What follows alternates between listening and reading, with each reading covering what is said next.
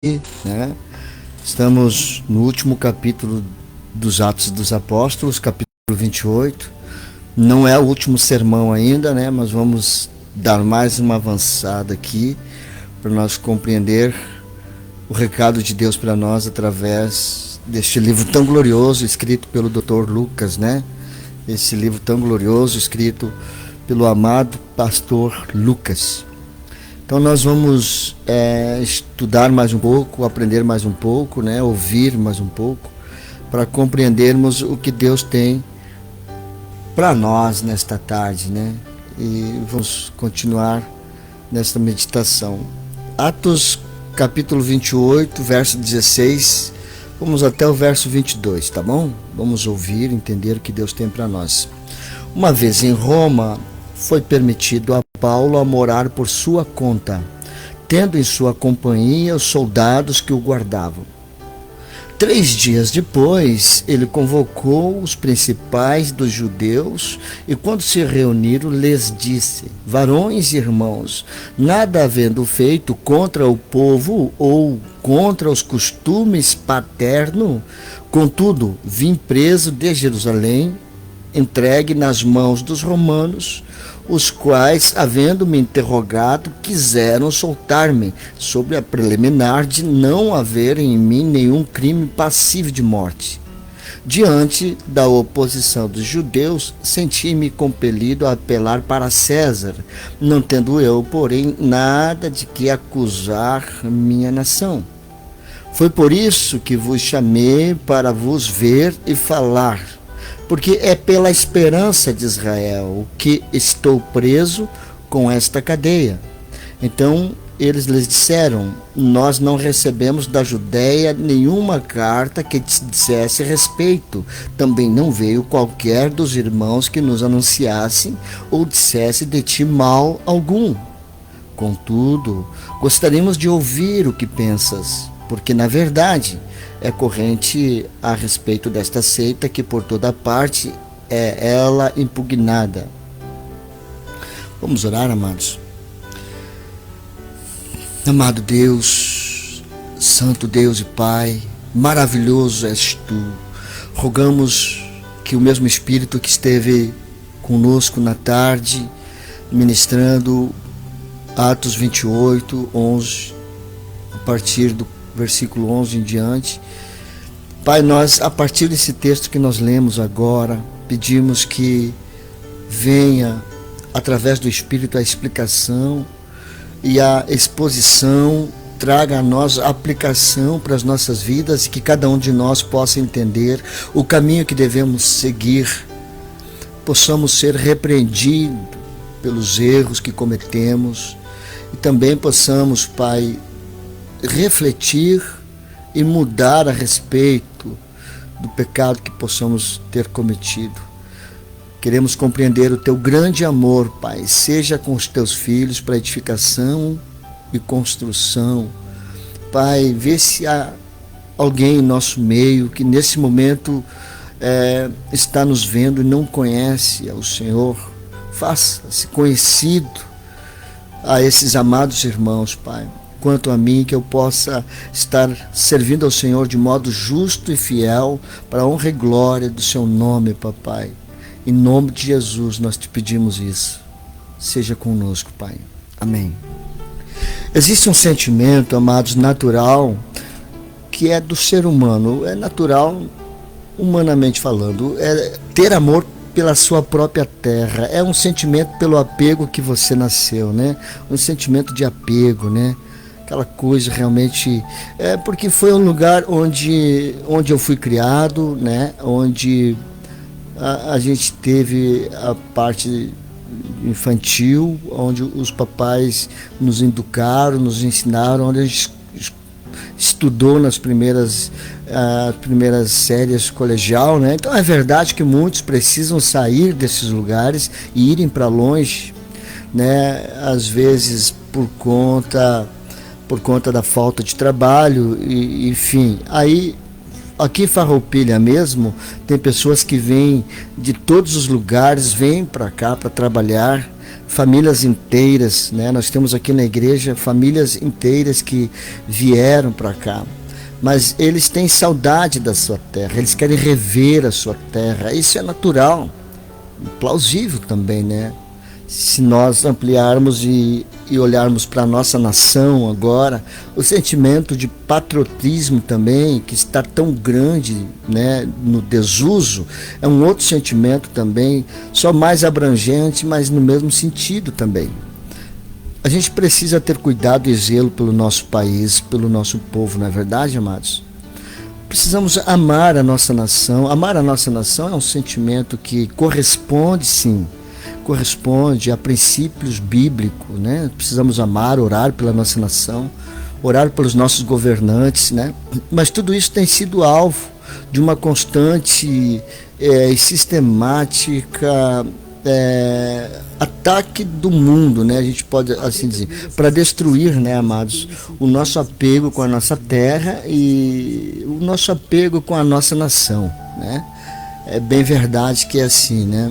Eu lembro os irmãos também como que Deus estabeleceu o governo, terra e nação. Vamos olhar quando Deus colocou o povo de Israel saindo do Egito. O Egito tinha um limite geográfico, com a jurisdição de poder político. Eles saem do Egito, o Egito já não tem mais poder sobre eles, eles estão indo para a terra da promessa.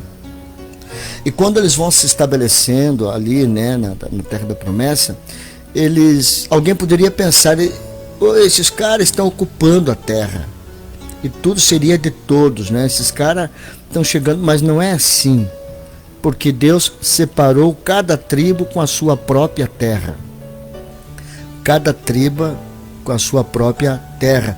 Se você pesquisar, você vai ver o mapa dividido com a terra de Israel. Aí você pode lembrar os textos bíblicos do Pentateuco, que onde Deus, Ele mesmo, Ele próprio limita a terra, né? Ele limita a terra, ele diz até que vai dando, até que vai ajudar, e Ele vai dando limite ali, fazendo a divisão das terras. É verdade que eles tinham um governo central. Esse governo central deles era Deus. Era Deus. Existiam, amados, os poderes menores, existia o poder do Pai, né, que governava a sua própria casa. O poder que não pode ser invadido por ninguém é a jurisdição soberana do Pai. Essa é a jurisdição soberana do Pai. Existia o poder dos chefes das clãs, né, de várias famílias, por exemplo. Algumas pessoas tinham ligação de sangue, núcleo, mas era família no sentido geral. Tinha chefe das clãs, tinha chefe das tribos também. E Deus, o nosso Deus, o Senhor, que depois veio dar reis sobre Israel, né? Que aí veio o primeiro rei Saul, né? Então você nunca vai encontrar na Bíblia, uma ênfase, um sentimento de que é minha pátria, é todo mundo. Não, a gente não encontra. Israel tinha apego e tem apego pela sua própria terra ainda hoje, né? Eles guerreiam, eles lutam para defender a terra. O governo que eles esperavam também não era um governo humano, um governo mundial. É um governo divino, né? Eles esperam ainda hoje um governo divino que governe eles e todo mundo, né? Eles estão ainda esperando o Messias. Bom, ultimamente, né, nós temos visto um ataque sistemático e orquestrado para destruir tudo isso, amados. Há pouco tempo, muitos pensavam que eram teoria da conspiração, por exemplo, que eram coisas da cabeça de pessoas que ficam maquinando o mal onde não há mal, até que isso foi ficando cada vez mais claro à luz do dia, né? Um projeto global, a gente tem acompanhado. Esse projeto não nasceu ontem, mas parece que ele surgiu de uma forma mais firme de pouco tempo para cá, né? Um governo mundial, né? A ponto de termos uma campanha da Rede Globo, né, que diz: o meu país é a terra, né? O meu país é a terra. Eles pegam alguns refugiados Veja, uma causa que ninguém vai dizer que é contra. Você não deve ser contra o estrangeiro, até porque é bíblico, né? O que precisa de acolhida, de acolhimento. A Bíblia diz que nós devemos acolher o estrangeiro, cuidar do estrangeiro, cuidar daquele que é forrasteiro na sua terra. Isso é inclusive um princípio das Escrituras. Israel acolhia o forrasteiro. Israel tinha esse amor, mas Israel continuava sendo Israel, e o forrasteiro continuava sendo forrasteiro porque deixou a sua terra. Quando começa a dizer o meu país é a terra, eu estou eliminando todas as divisões, todas as fronteiras, eu estou unificando, estou dizendo o mundo passa a ser uma coisa só. Isso vem se fortalecendo, amados. As mentes menos avisadas vão dizer, qual é o problema nisso? Isso é união, é pacificação. Não, na verdade, amados, isso é satanismo. Isso é o contrário do que as Escrituras nos ensinam. Esse é um governo único, é o que eles querem estabelecer, e é o anticristo que a gente tem conhecimento já, né? A terra, por exemplo, não pode ser a nação, né? Então a terra não pode ficar sem governo. Se há uma única nação, consequentemente virá um único poder, um único governante, não é verdade?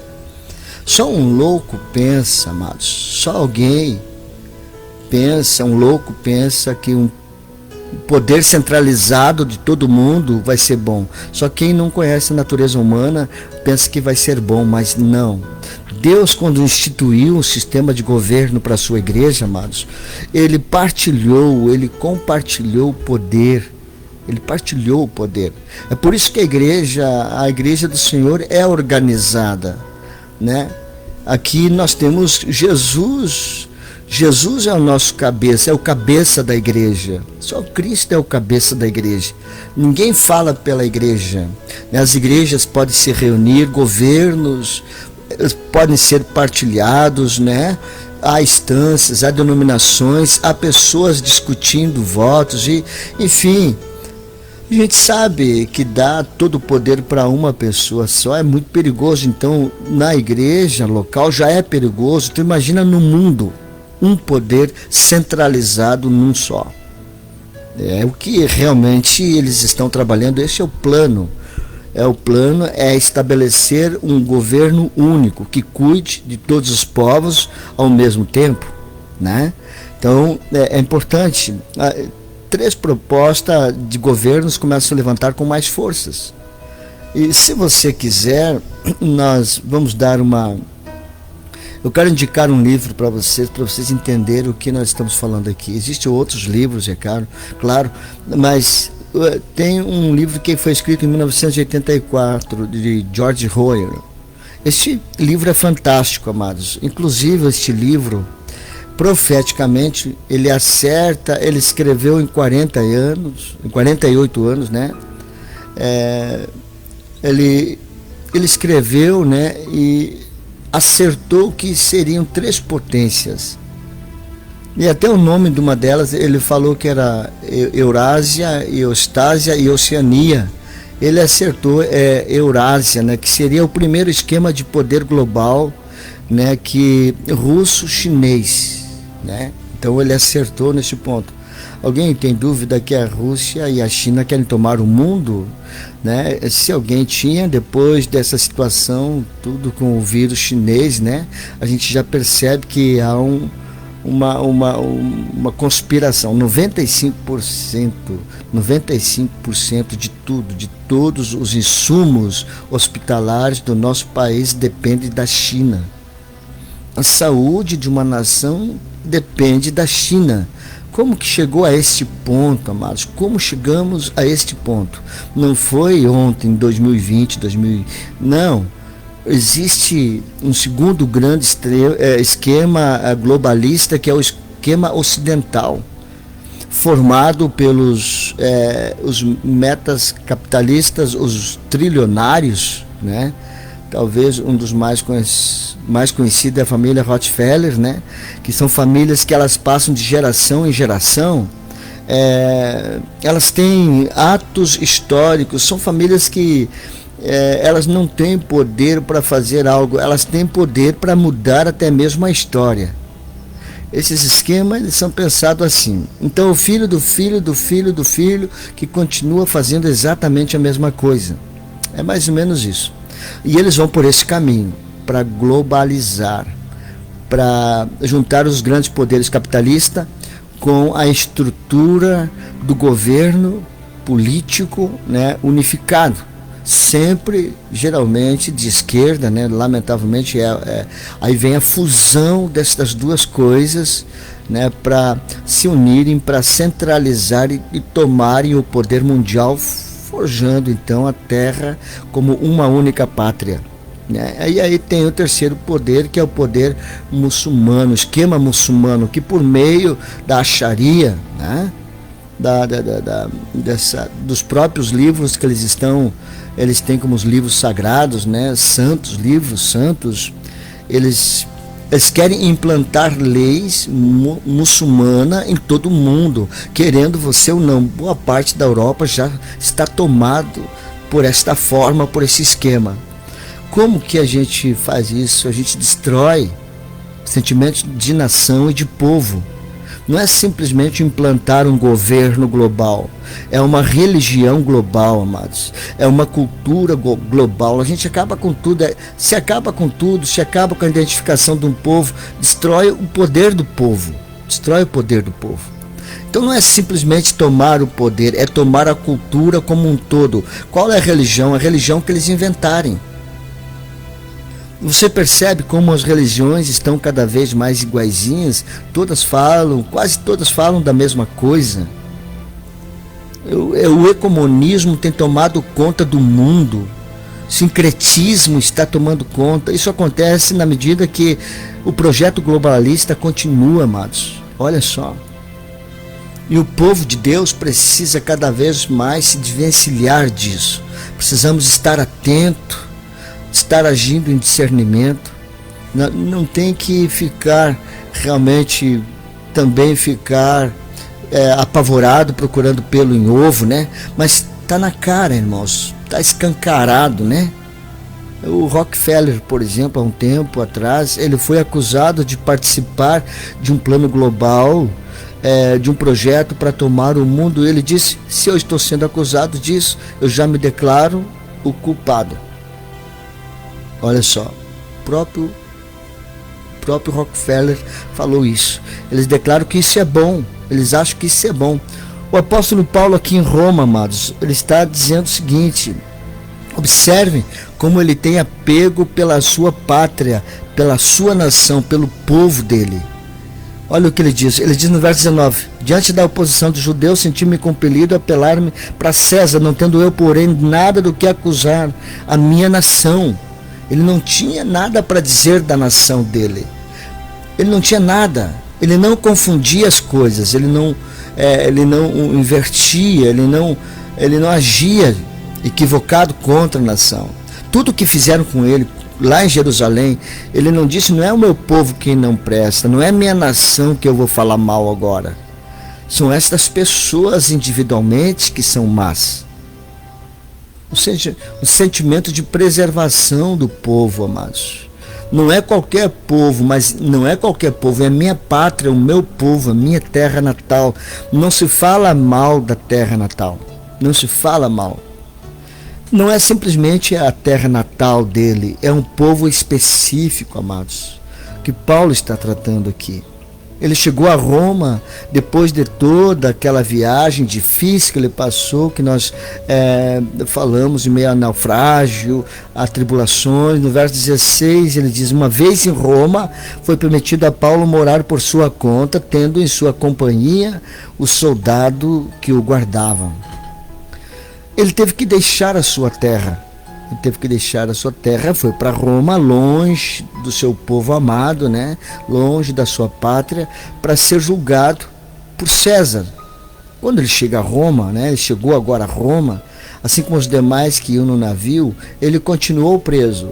Só que a condição do apóstolo Paulo foi uma condição distinta. Foi permitido a ele, segundo Lucas deixa claro aqui, morar às suas custas. Traduzindo, ele teve condições de pagar uma casa, alugar uma casa e ter prisão domiciliar. Basicamente era isso. Ele teve a condição de ter uma prisão domiciliar, né? Era uma circunstância de privilégio por conta de quem Paulo era, né, o seu próprio comportamento como homem, e ao mesmo tempo era uma condição humilhante, porque ele ainda continuava preso, e ele denuncia a condição de humilhação na companhia dos soldados que o guardavam. Então ele estava privado ali, amados. Imagine comigo, né, olhando na nossa visão, século XXI, era um guarda que ficava guardando a casa, mas não é só isso. O que acontecia com este guarda, que era muito próximo do prisioneiro, é que ele era acorrentado ao próprio prisioneiro. Ou seja, para onde o guarda ia, Paulo tinha que ir também. Então eles estavam amarrados um ao outro, né? Isso é uma humilhação, né? Mas para o apóstolo Paulo isso também é uma oportunidade, porque em outra parte das escrituras ele diz que foi nesse momento, nesta situação, onde ele pregou e muitos guardas se converteram. Creio que deveria haver troca de turno, né? E Paulo estava longe da sua nação, longe da sua casa, mas ele não deixou de lado a sua missão. Ele continuava pregando e a pregar o evangelho, e os guardas foram o alvo, foi um dos alvos final, né, que ele alcançou. Então aqui eles estão muitas vezes, né, trazendo para nós, ou seja, a palavra traz para nós esse sentido que muitas pessoas estão amarradas com a gente também, elas andam com a gente. Você deve ter alguém que está junto, que você tem contato todo dia com ela, né? Todo dia você precisa trabalhar ao lado dela, né? Você pega um ônibus e vai muitas vezes sentado ao lado da mesma pessoa, pessoas da sua própria casa também que moram com você, mas que nunca ouviram o evangelho da sua boca. Esta é uma condição que nós estamos hoje. Estamos presos a alguém, estamos ao lado de alguém.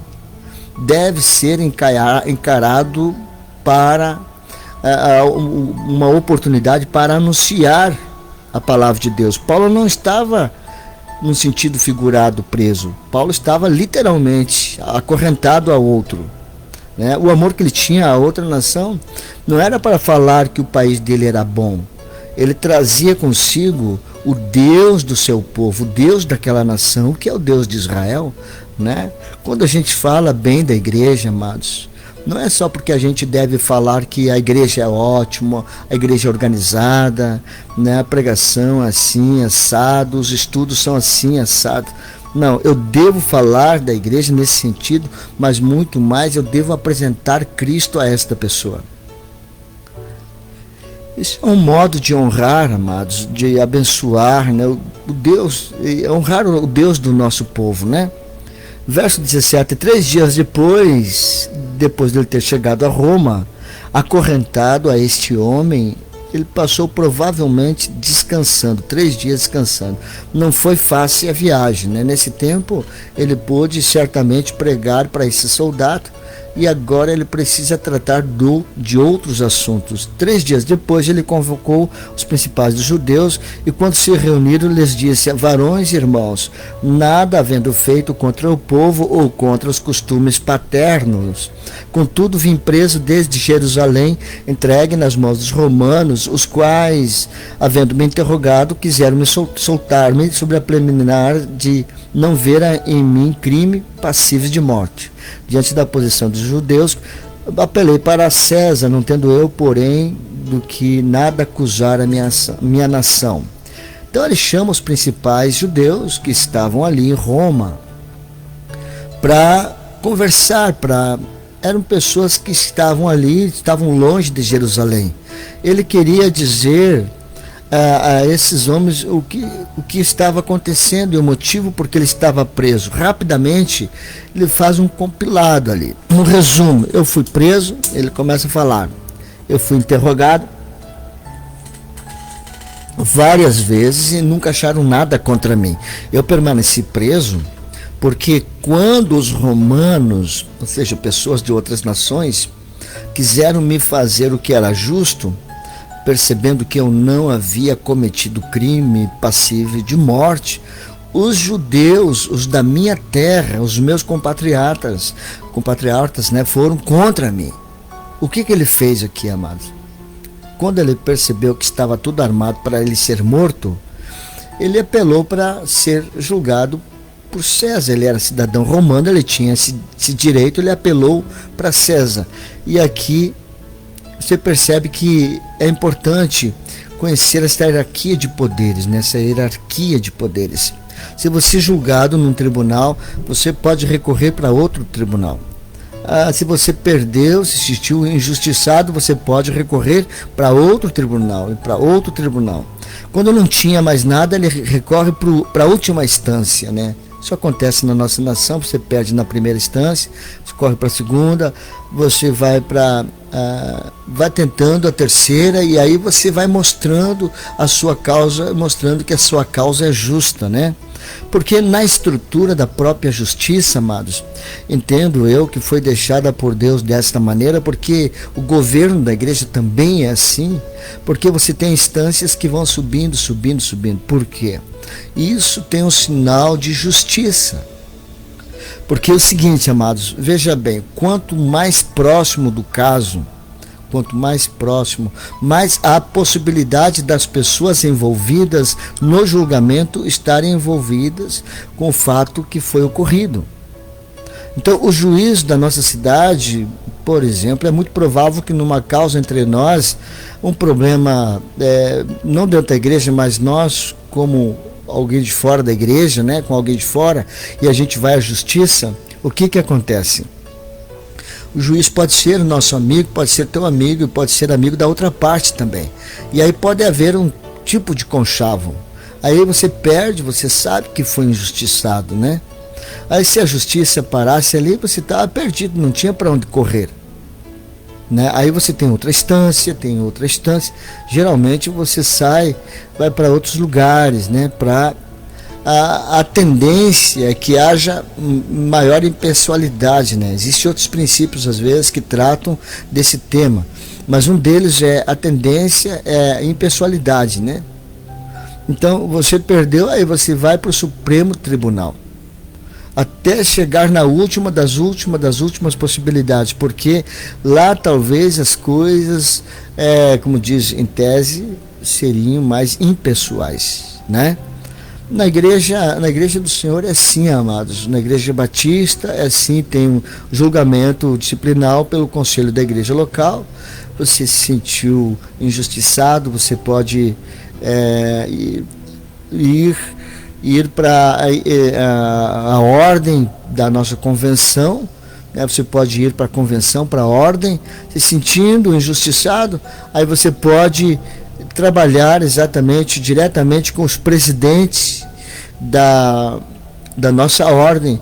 E, enfim, eles estão sempre buscando, a gente pode sempre buscar recursos para justificar e trazer a realidade, na verdade, que realmente se estabeleça, né? Então, quanto mais a gente sobe, maior é a impessoalidade, né, para que julgue o caso. Então, Paulo diz aqui: eu não tenho nada contra a minha nação. Ele fala no verso 19: eu não tenho nada. Ele tinha tudo para falar, para acusar, né? Ele tinha tudo para falar, para acusar, mas em vez de acusar, ele se defende, irmãos. E defende a nação dele também, e expõe a verdade. Eles mesmos, a verdade é essa: não encontraram nada contra mim, eles não acharam nada contra mim, mas eu não tenho nada contra a minha nação. Mesmo que tenham feito isso, os romanos queriam me soltar, os judeus queriam me prender. Aí ele fala do povo. A quem Paulo está sendo assemelhado aqui, amados? A quem? Ao nosso Senhor Jesus Cristo, amados. Jesus que nasceu na terra de Israel e viveu em Israel, né? E disse que a salvação primeiro era para os judeus e só depois para os gentios, né? Tal e o amor de Jesus pela sua pátria. Quem acusou Jesus para ir para o Calvário, amados. Foram os judeus. Quando ele estava lá preso à cruz do Calvário, foi que ele disse aos judeus: perdoa-lhes, porque eles não sabem o que fazem. Olha só, amados, que lindo. Uma posição. Ele não acusou o seu próprio povo. Ele não acusou. Ele disse: eu sou inocente. Eu sou inocente, vocês sabem que eu sou inocente. Como Paulo era inocente também, eu não vou me levantar contra o povo que eu vim salvar. Jesus não fez isso. É a minha nação, é o meu povo, é o meu povo.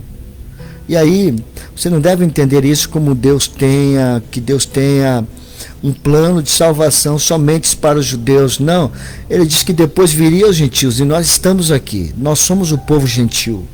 É que aquilo, embrionariamente, ele estava falando para a igreja de todas as nações. É por isso que o apóstolo Paulo passa a chamar nas cartas não Israel, mas ele diz Israel de Deus, se referindo aos crentes de todas as nações, o qual ele se tornou apóstolo. Porque Cristo estava dizendo ali também, não nos acusando, é que ele viria para salvar o seu povo, de toda língua, raça, nacionalidade, país, tribo, né? Ele viria para eles, para salvar a todos. Ele, com isso, ele não disse que iria desfazer essas diferenças, unificar tudo. Não, Jesus não disse que a igreja ela vai desfazer as nossas diferenças e vai abandonar a nossa nacionalidade. Não. A Bíblia nos ensina a sermos bons cidadãos brasileiros, respeitando aquilo que há de bom na nossa cultura, respeitando o nosso governo local, né? É isso. Não um projeto para tomar o mundo, né? Que a gente falou antes. Unificação do mundo. Na Bíblia, quem governa o mundo, amados, é Cristo Jesus. Portanto, se algum outro governo tenta tomar o mundo, como tentando usurpar o lugar de poder, quem é esse? É o anticristo. E é isso que nós temos conhecimento, amados. Isso é uma verdade, né? É uma verdade, amados. Nós precisamos compreender. Não dá para nós negligenciar, amados. Não dá para nós negligenciar. O Papa declarou que todas as igrejas estão embaixo do seu poder. Todas as igrejas, ele declara que todas as igrejas estão debaixo do seu poder. A gente precisa dar uma olhada para esse lado. Mas, amados, soberanamente, nós temos os pastores que são soberanos em cada localidade. Existe um colegiado que acompanha a igreja. Não dá para concentrar poder numa só pessoa. A gente acaba gerando um problema sério quando concentra o poder numa só pessoa. Quem cuida de uma igreja local é o governo local, mas tem o concílio, são instâncias, são os pastores, são os obreiros, tem um colegiado que ajuda, né? Tem a diretoria que a gente considera hoje, mas nunca para se intrometer no governo local. É interessante compreendermos isso, amados, que se permitir que qualquer um governo na igreja ou fora dela comece a se insurgir e centralizar poder cada vez mais, você não está criando um governo, você está criando um Deus, um ídolo. Paulo disse: eu não vou abrir a minha boca contra a minha nação. Eu respeito a minha nação, eu respeito o poder que foi ali constituído, porque é o meu povo, é o meu povo. Assim ele se tornou semelhante a Cristo, amados. O texto continua no verso 20. Foi por isso que vos chamei, para vos ver e falar. Porque é pela esperança de Israel que estou preso nesta cadeia. Estou preso aqui por quê? Paulo pergunta. Eu não fui nada contra o que os meus pais na fé diziam. O que ele pregava era o mesmo que Abraão pregava, ressurreição, Messias, né? Eu não me insurgi contra a lei nem contra os costumes. Por que eu estou preso? Porque eu preguei a fé do meu povo, a esperança do meu povo, a vinda do Senhor Jesus Cristo, a vinda do Messias. Por isso que eu estou preso aqui. Então vai se revelando ali a inocência de Paulo, amados. E no mesmo tempo, a incapacidade de pagar mal com mal. Ele não estava disposto a pagar mal com mal, deixando claro aos judeus que o que foi feito com ele foi pura injustiça. Agora, amados, a resposta desses homens, no verso 21. Então eles lhe disseram: nós não recebemos da Judéia nenhuma carta que te dissesse respeito. Não veio qualquer dos irmãos que nos anunciasse ou falasse mal de ti alguma coisa. Olha só, amados, que é bacana isso. Foi toda uma confusão feita em Jerusalém e Cesareia, né? E ninguém manda documento nenhum para a igreja, para os judeus de Roma, avisando que estava indo Paulo, um bagunceiro. Não. Provavelmente deixaram a situação para lá. Mandaram Paulo, deixa César resolver, né? E se livraram do apóstolo Paulo. O que eles queriam realmente era livrar-se do apóstolo Paulo. Queriam matá-lo. Isso não é possível, que é bom que ele vá para bem longe daqui. Nós não queremos ele aqui. E que ele não volte nunca mais. Essa é a realidade. Não chegou nenhuma carta, não chegou documento nenhum contra o apóstolo Paulo em Roma. E os judeus falando. E aí Paulo diz: mas mesmo assim eu estou preso. O último versículo diz assim, amados. Veja isso. O último versículo do texto diz assim: contudo, gostaríamos de ouvir o que pensas, porque na verdade é corrente a respeito desta seita, que por toda parte ela é impugnada. Olha só, amados, não fizeram nada contra o apóstolo Paulo, no sentido que não tinha nenhum documento, mas ele continuava preso, humilhado e acorrentado. E quando os homens judeus vão falar a respeito da fé de Paulo, eles tratam como seita e como uma religião impugnada, uma fé impugnada, uma fé desprezível, tá? Não sabemos de nada, nós queremos ouvi-lo, mas tudo que nós sabemos é isso, é que vocês são uma seita mal falada. É simples assim o que a gente sabe. Não é assim que o mundo nos vê, amados. Não é assim que nós estamos sendo acusados hoje. O que o mundo diz a respeito do cristianismo hoje? Religião, os muçulmanos são pessoas equilibradas, né, eles dizem. Eles são certos. Só lançam do prédio, na realidade, homossexuais amarrados nos pés, amarrados aos pés e à cabeça, mas são bons iguais. Estão tomando a Europa e destruindo a cultura do lugar. Mas são pessoas maravilhosas. O cristianismo é uma seita perniciosa. O que mudou, amados, daquela época para a nossa época? Não mudou nada. Eles odeiam a igreja nesse tempo, amados. Não é porque eles odeiam a igreja, eles odeiam Cristo Jesus. Eles odeiam Cristo. Amados, o que eles têm de prova contra a nossa fé? Eles não têm nada. Absolutamente nada contra aquilo que nós cremos, amados. Qual é o risco que traz o cristianismo para o mundo? Qual o risco? Na época do Lobo Nero, né, de quem Paulo ia ficar frente a frente, ele vai acontecer isso, né? Ele arrasa com Roma e bota a culpa nos cristãos. Sempre são os cristãos. Sempre são os cristãos. Uma seita perigosa.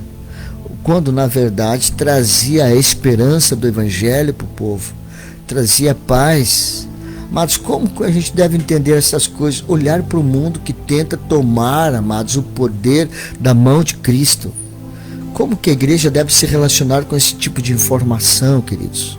De quem abre a boca para falar mal do povo de Deus. Como que a igreja deve se relacionar? Como que ela deve se comportar? Nós precisamos dizer: lavem a boca para falar da menina dos olhos de Deus.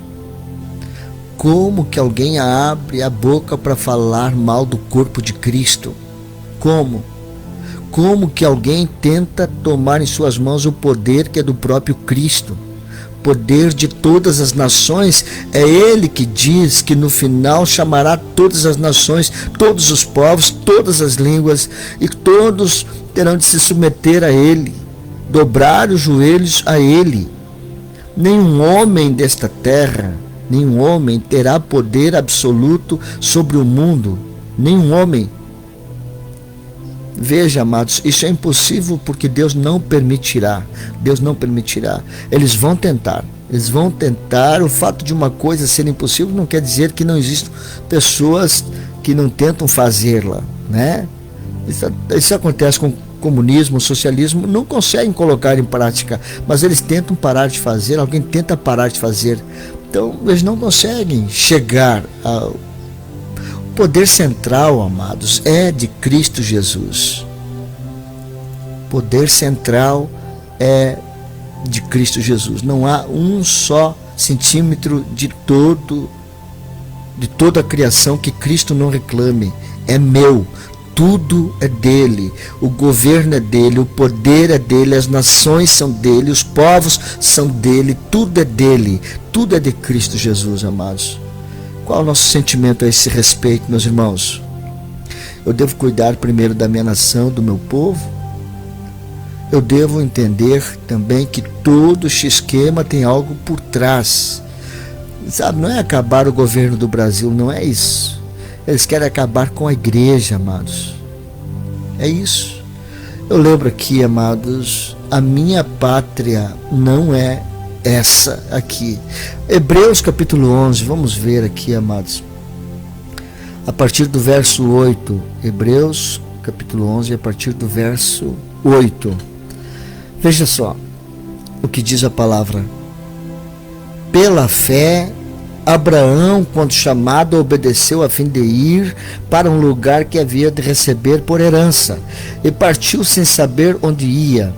Pela fé, peregrinou na terra da promessa como terra alheia, habitando em tendas com Isaque e Jacó, herdeiro com ele da mesma promessa, porque aguardava a cidade que tem fundamentos, da qual Deus é o arquiteto e edificador. Pela fé também a própria Sara recebeu poder para ser mãe, não obstante avançar da sua idade, pois teve por fiel aquele que lhe havia feito a promessa. Por isso também de um, aliás, já amortecido, saiu uma posteridade tão numerosa como as estrelas dos céus e inumeráveis como a areia que está na praia do mar. Todos estes morreram na fé, sem ter obtido as promessas, vendo-as, porém, de longe, e saudando-as e confessando que eram estrangeiros e peregrinos sobre a terra. Olha só, amados. Percebem aqui, amados, essas famílias, esses grandes conglomerados, né? Eles conseguem atos históricos, passam de geração em geração, todos têm o mesmo objetivo. Eles conseguem isso nessas grandes famílias, né? Imagina quanto a igreja, amados. Está falando aqui de Abraão.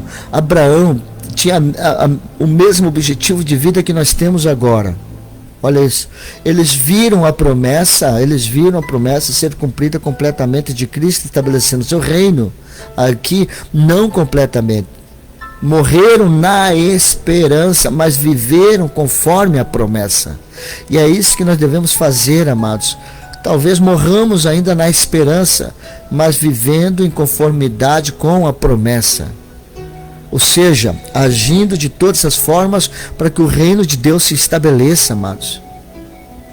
Para que o governo do Senhor Jesus Cristo seja mais visível, não o governo dos homens. No verso 14, porque os que falam deste modo manifestam,